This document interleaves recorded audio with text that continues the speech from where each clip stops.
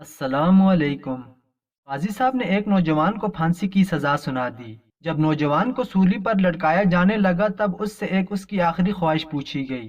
नौजवान ने कहा कि मैं स्विमिंग पूल में 2 घंटे नहाना चाहता हूँ और पेट भर के खाना खाना चाहता हूँ। अदालत में मौजूद तमाम लोग हैरान हुए कि ये मरने से पहले आखिर नहाना और पेट भर के खाना खाना क्यों चाहता है। खैर, इसकी आखिरी ख्वाहिश पर अमल किया गया और बावर्ची से कहा गया कि नौजवान के लिए खाना तैयार करो। बावर्ची नौजवान के लिए खाना तैयार करने लगा तो नौजवान ने कहा कि ऐसे नहीं, खाना भी मेरी मर्जी का ही पकेगा।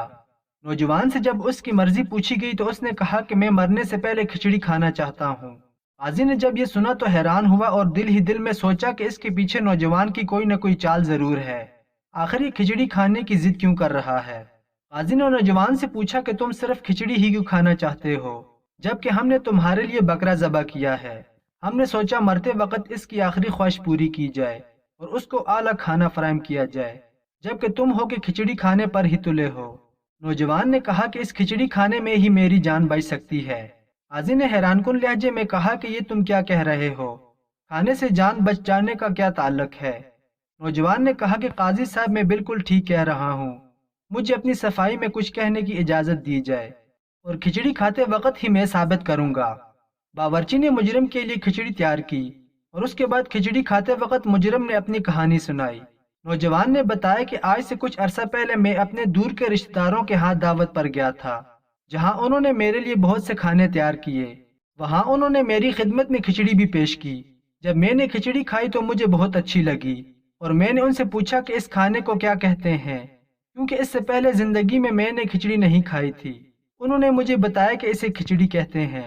मैंने इनसे दरख्वास्त की कि इसके बनाने की कोई तरकीब मुझे बता सकता है क्या। जब मैं घर जाऊंगा तो अपनी बीवी से इस बात की दरख्वास्त करूंगा कि मुझे खिचड़ी बनाकर खिलाए। इनके रिश्तेदारों में से एक औरत ने कहा कि इसको बनाने की तरकीब बहुत ही आसान है। सबसे पहले चावल लो, वो भी टोटा यानी टूटे हुए चावल। चावलों को अच्छी तरह पानी में भिगो दो। फिर मसूर की दाल लो, उसको भी पानी में भिगो दो। अब हांडी में चावलों के हिसाब से ही पानी डालो। अगर 1 प्याला चावल है तो 2 प्याले इसमें पानी डालना चाहिए। फिर चूल्हे पर रख दो। जब पानी उबलने लगे तो अलग से भिगोए हुए चावल हाथ से निकाल निकाल कर इसमें डाल दो। साथ ही मसूर की भिगोई हुई दाल इसमें डालो। इसके बाद नमक भी डाल दो। जब आधे चावल पक जाएं तो उसमें घी शामिल करो। जब सारा पानी खुश्क हो जाए तब चेक करो चावल अच्छी तरह गल गए हैं या नहीं। अगर दिल मुतमईन हो जाए तो इसे दम कर दो। 5 या 10 मिनट के दम के बाद देगची चूल्हे से उतार दो। लीजिए, आपकी खिचड़ी तैयार हो गई है। खुद भी खाएं और अपने खानदान वालों को भी खिलाएं। मैं बहुत खुश हुआ कि खिचड़ी बनाने का तरीका तो बहुत आसान है। इसी में मुझे घर वापस जाना भी था और दिल में सोच रहा था कि घर जाते ही अपनी बेगम से इस बात की फरमाइश करूंगा कि मुझे खिचड़ी बना के दो। मैं वहां से वापस अपने घर के लिए रवाना हुआ और रास्ते में जोर जोर से पुकारने लगा कि खिचड़ी खिचड़ी, क्योंकि मुझे डर था कि कहीं मुझे ये लफ्ज़ भूल ही ना जाए। गर्मियों के दिन थे और चलते चलते मेरी टांगों में दर्द शुरू हो गया। मैं थक चुका था। रास्ते में एक कीकर का दरख्त नजर आया, घनी छांव वाला दरख्त।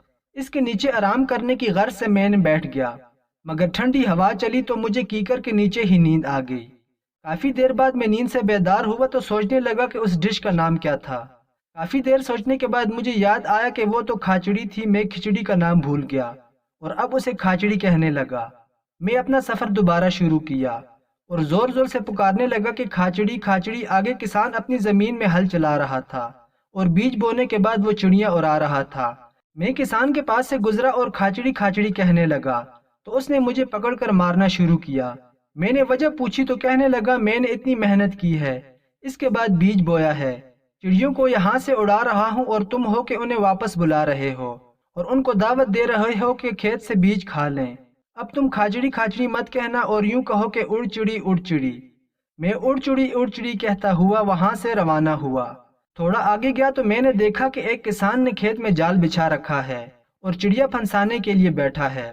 सारे दिन की मेहनत के बावजूद उसके जाल में एक चिड़ी भी ना आई। मैं उसके पास से गुजरा और मैंने जोर जोर से कहा कि उड़ चिड़ी उड़ चिड़ी। उसने मुझे पकड़ा और मारना शुरू किया। ये क्या कह रहे हो, मैं सुबह से चिड़ियों की तलाश में बैठा हूँ और जाल में एक चिड़ी भी नहीं आई और तुम हो कि कह रहे हो उड़ चिड़ी उड़ चिड़ी। अब तुमने दोबारा उड़ चिड़ी कहा तो तुझे बहुत मार पड़ेगी। तुमने यूं नहीं कहना बल्कि कहना है कि आती जाओ तो फंसती ही जाओ। میں اپنے سکون کو سہلاتا ہوا دوبارہ سفر کے لیے روانہ ہوا اور راستے میں یوں کہتے ہوئے چل پڑا کہ آتی جاؤ تے پھنستی ہی جاؤ، آتی جاؤ تے پھنستی ہی جاؤ۔ میں یہ کہہ رہا تھا کہ راستے میں نے دیکھا کہ پولیس والوں نے ایک چور کو پکڑا ہوا ہے۔ میں نے سپاہیوں کے پاس سے گزرا اور کہا کہ آتی جاؤ تے پھنستی جاؤ۔ ان کو بہت غصہ آیا، انہوں نے سمجھا کہ یہ شخص ہمارا مذاق اڑا رہا ہے۔ ایک تو سارا دن ہم دوڑ دھوپ کے بعد اس چور کو پکڑنے میں کامیاب ہوئے ہیں، اوپر سے یہ ہم پر طنز کر رہا ہے کہ آئی جاؤ تے پھنستی ہی جاؤ۔ سپاہیوں نے مجھے اور بری طرح سے مارنا شروع کیا۔ میرے پوچھنے پر انہوں نے کہا کہ تم یہ کیا کہہ رہے ہو؟ ہم تمہارے باپ کے نوکر ہیں کیا؟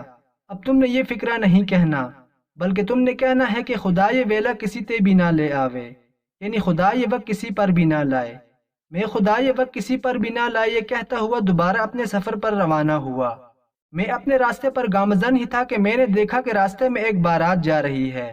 جب میں ان کے پاس سے گزرا تو انہوں نے میرے منہ سے یہ الفاظ سنے کہ خدا یہ وقت کسی پر نہ لائے، تو باراتیوں نے مجھے وہیں پکڑا اور مارنا شروع کیا۔ انہوں نے مجھ سے کہا کہ جاہل انسان، یہ تم کیا کہہ رہے ہو؟ یہ غلط الفاظ ہیں، تم ایسا نہ کہو، بلکہ یوں کہو کہ خدا یہ وقت سب پر لائے۔ میں نے اس کی بات پر عمل کیا اور دوبارہ سفر پر یہ کہتے ہوئے روانہ ہوا کہ خدا یہ وقت سب پر لائے، خدا یہ وقت سب پر لائے۔ میری بدقسمتی تھی کہ راستے میں ایک جنازہ جا رہا تھا، لوگ میت کو قبرستان میں دفنانے جا رہے تھے۔ میں ان کے پاس سے گزرا اور زور زور سے کہا کہ خدا یہ وقت سب پر لائے۔ جب میت کے لواحقین نے یہ الفاظ سنے تو انہوں نے مجھے مارنا شروع کیا اور کہا کہ جاہل انسان، ایسا مت کہنا، بلکہ یوں کہنا کہ خدا ایسا ویلا کسی دشمن تے بھی نہ لے آوے، یعنی خدا ایسا وقت کسی دشمن پر بھی نہ لے آئے۔ میں نے اس کی بات مان لی اور اس بات کا ورد کرتا ہوا وہاں سے روانہ ہوا۔ مجھے لگا میں اپنے گاؤں میں داخل ہو چکا ہوں۔ بار بار مار کھانے کی وجہ سے مجھے پیاس کی شدت محسوس ہوئی۔ میں کنویں میں پانی پینے گیا تو دیکھا کہ کنویں کے اندر کسی آدمی کی لاش تیر رہی ہے۔ میں اپنی پیاس بھول گیا اور سوچنے لگا کہ اس آدمی کو کس نے مارا ہوگا۔ گاؤں کی کچھ عورتیں کنویں سے پانی بھرنے آئیں تو انہوں نے دیکھا کہ میں کنویں پر کھڑا ہوں۔ وہ چیختی چلاتی ہوئی گھر واپس گئیں اور اپنے گھر والوں کو بتایا کہ میں نے کسی کا قتل کیا ہے اور اس کو کنویں میں پھینک دیا ہے۔ گاؤں والے مجھے پکڑ کر آپ کے پاس لے آئے اور آپ نے بغیر میری کوئی بات سنے صرف موقع کے گواہوں کو دیکھتے ہوئے مجھے سزائے موت کا حکم دے دیا۔ قاضی صاحب، میں بے گناہ ہوں۔ وہ قاضی کو اپنی کہانی سنا ہی رہا تھا کہ ایک عورت عدالت میں پیش ہوئی اور اس بات کا اقرار کیا کہ مرنے والا شخص میرا شوہر تھا۔